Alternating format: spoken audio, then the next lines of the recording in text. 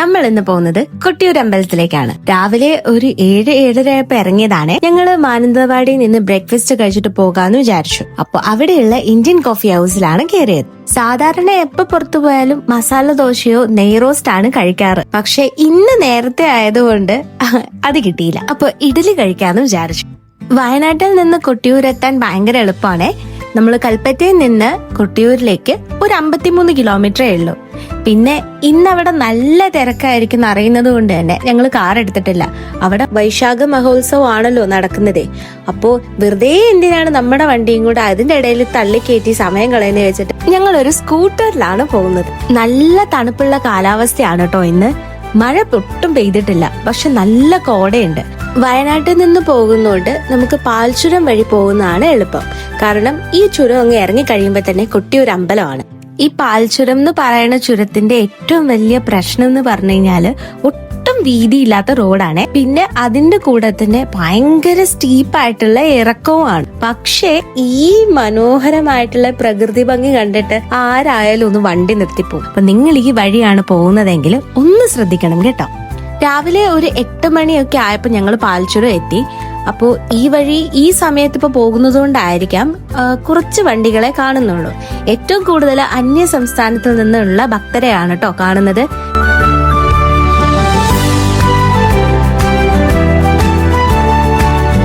പിന്നെ എന്റെ ജീവിതത്തില് ഞാൻ ആദ്യമായിട്ടാണ് വൈശാഖ മഹോത്സവത്തിന് പോകുന്നത്. പണ്ട് കുഞ്ഞിലെ എന്റെ വീട്ടിൽ നിന്ന് എല്ലാരും പോയിട്ടുണ്ട്, പക്ഷെ എനിക്ക് മാത്രം പോകാൻ പറ്റിയിട്ടില്ല. അതുകൊണ്ട് ഈ യാത്ര എനിക്ക് ഭയങ്കര സ്പെഷ്യൽ ആണ് കേട്ടോ. അങ്ങനെ ചുരമൊക്കെ ഇറങ്ങി ഞങ്ങൾ അടിവാരത്തെത്തി. പിന്നെ ഞങ്ങൾ പോകുന്നത് ഒരു വെള്ളിയാഴ്ച ആയതുകൊണ്ട് അധികം തിരക്കില്ല. പക്ഷെ ശനിയും ഞായറും അവിടെ ഭയങ്കര തിരക്കാണെന്നാണ് കേട്ടത്. അക്കരെ കൊട്ടിയൂരപ്പനെ കണ്ടതിന് ശേഷമേ ഇക്കരെ അമ്പലത്തിൽ പോകാൻ പാടുള്ളൂ കേട്ടോ. അതാണ് നിയമം. അപ്പൊ ഞങ്ങള് അക്കരെ അമ്പലത്തിലേക്കാണ് വന്നത്. കണ്ണൂർ ജില്ലയിലെ വനനിബിഡമായ പ്രദേശത്ത് ബാവലി നദിയുടെ തീരത്താണ് ഈ അതുല്യമായ തീർത്ഥാടന കേന്ദ്രം സ്ഥിതി ചെയ്യുന്നത്. ബാവലി പുഴയിൽ മുങ്ങിക്കുളിച്ച് ഈറനോടെ വേണം നമ്മൾ അക്കരെ അപ്പനെ കാണാനായിട്ട്. ഐതിഹ്യപ്രകാരം ദക്ഷയാഗം നടന്നത് ഇവിടെ വെച്ചെന്നാണ് വിശ്വാസം. ദക്ഷന്റെ യാഗത്തിൽ അപമാനിതയായ സതീദേവി ആത്മാഹൂതി ചെയ്തതോടെ അതീവ ദുഃഖത്തിലും കോപത്തിലുമായ മഹാദേവൻ ഇവിടെ എത്തിച്ചേർന്നുവെന്നാണ് പുരാണങ്ങൾ പറയുന്നത്. അതുകൊണ്ട് തന്നെ മഹാദേവന്റെയും സതീദേവിയുടെയും സാന്നിധ്യമുള്ള അതിപുണ്യ ഭൂമിയായിട്ടാണ് കൊട്ടിയൂർ അറിയപ്പെടുന്നത്. ഭഗവാനെ കാണാൻ പോകുന്നതിന് മുൻപ് നമ്മൾ ബാവലിപ്പുഴയിൽ മുങ്ങിക്കുളിക്കണം. ഈ തണുത്ത വെള്ളത്തിൽ മുങ്ങിക്കുളിക്കുന്ന കാര്യം ഓർത്തിട്ടാണ് ഈ ചിരി.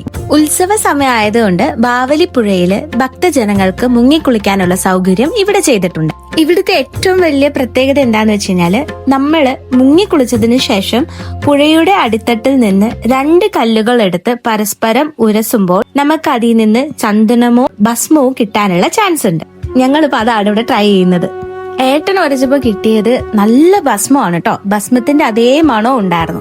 എന്നാൽ എനിക്കാകട്ടെ ചന്ദനവും കുങ്കുമവും ഭസ്മവും കൂടെ മിക്സ് ആയിട്ടാണ് കിട്ടിയത്. അപ്പൊ അതിന്റെ വീഡിയോ എടുക്കാൻ ഞാൻ വിട്ടുപോയി. അങ്ങനെ ബാവലിപ്പുഴയിൽ മുങ്ങിക്കുളിച്ചതിന് ശേഷം ഞങ്ങള് മുന്നോട്ട് നടന്നു. അവിടെയാണ് കോട്ടേരി കാവ്. അവിടെ ജസ്റ്റ് ഒരു പ്രതിഷ്ഠ മാത്രമേ ഉള്ളൂ. ഇപ്പൊ തന്നെ അവിടെ അത്യാവശ്യം നല്ല തിരക്കുണ്ടായിരുന്നു. ഞങ്ങള് പെട്ടെന്ന് തന്നെ തൊഴുത് പ്രസാദവും വാങ്ങിച്ച് അവിടെ നിന്ന് ഇറങ്ങി. കൊട്ടിയൂരിന്റെ ഏറ്റവും വലിയ പ്രത്യേകത ഇവിടെ കാണുന്ന സ്വയംഭൂ ശിവലിംഗമാണ്. മനുഷ്യർ പ്രതിഷ്ഠിച്ചതല്ല, സ്വയം പ്രത്യക്ഷപ്പെട്ടതെന്നാണ് വിശ്വസിക്കുന്നത്.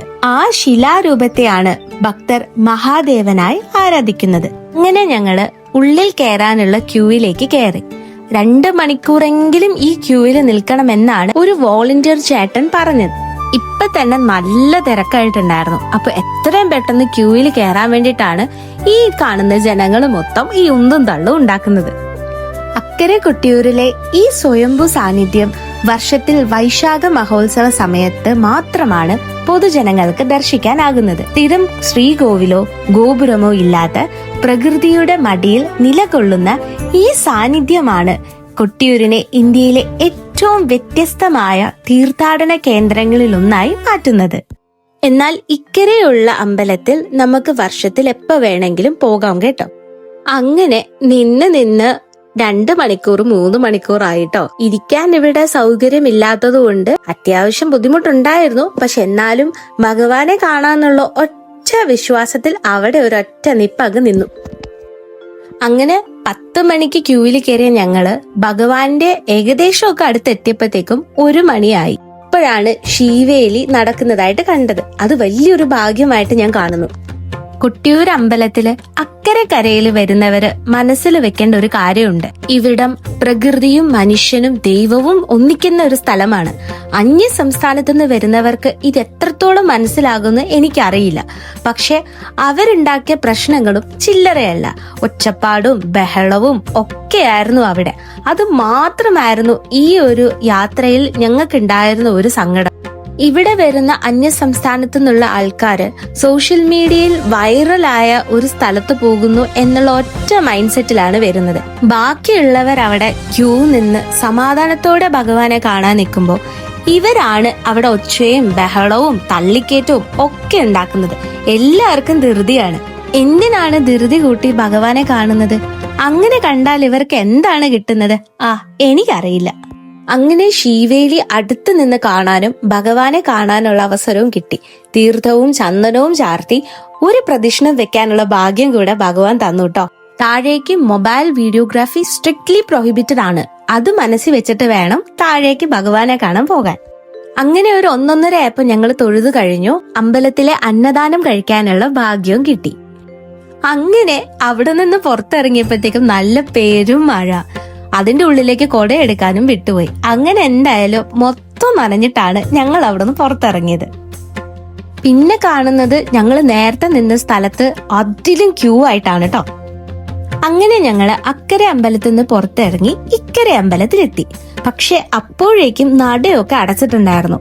എന്താണേലും ഇവിടെ വന്നതല്ലേ, നെയ്യ് ഉണ്ണിയപ്പമൊക്കെ വാങ്ങിച്ച് അത് കഴിച്ച് ഞങ്ങൾ പുറത്തേക്ക് ഇറങ്ങി. പിന്നെ പുറത്ത് പിന്നെയും നല്ല മഴയായതുകൊണ്ട് ആ തണുപ്പൊന്ന് മാറ്റാൻ വേണ്ടി നല്ലൊരു ചായയും പഴംപൊരിയും കഴിച്ച് ഞങ്ങൾ വണ്ടി വെച്ച സ്ഥലത്തേക്ക് എത്തി. അങ്ങനെ ഈ നനഞ്ഞ ഡ്രസ്സൊക്കെ ഒന്ന് മാറ്റി കൊണ്ടുവന്ന വേറെ ഡ്രസ്സൊക്കെ ഇട്ട് ഞങ്ങൾ പാൽച്ചുരം കയറി തിരിച്ച് വീട്ടിലേക്ക് പോവാണ് കേട്ടോ. തിരിച്ചു പോകുന്ന വഴി നല്ല കോട ഉണ്ടായിരുന്നു കേട്ടോ ചുരത്തില്. എന്താണേലും ഈ ഒരു ഭാഗ്യം എനിക്ക് തന്ന ദൈവത്തിനോട് ഒരുപാട് നന്ദി. അത് ഭയങ്കര ഒരു എക്സ്പീരിയൻസ് തന്നെയാണ് അവിടെ പോവാന്നുള്ളത്. അപ്പൊ ഇങ്ങനത്തെ വീഡിയോസ് കാണണമെങ്കിൽ എന്റെ കുഞ്ഞു ചാനൽ ഒന്ന് ഫോളോ ചെയ്തേക്കണേ. അപ്പോ please to subscribe and hit the notification button. Until then, it's Anjana. Bye bye.